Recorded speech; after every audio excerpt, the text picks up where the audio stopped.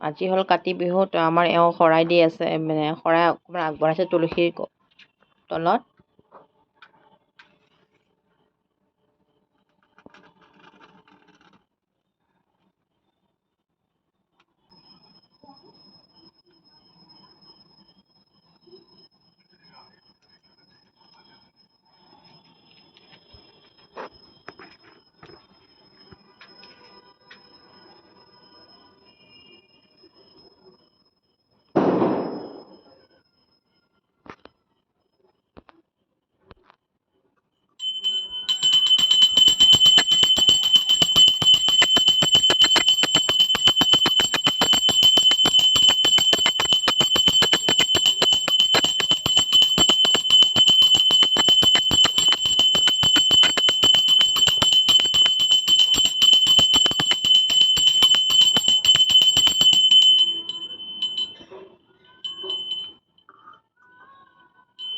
সকলোলৈ কাতি বিহুৰ শুভেচ্ছা থাকিল আমাৰ ফালৰ পৰা।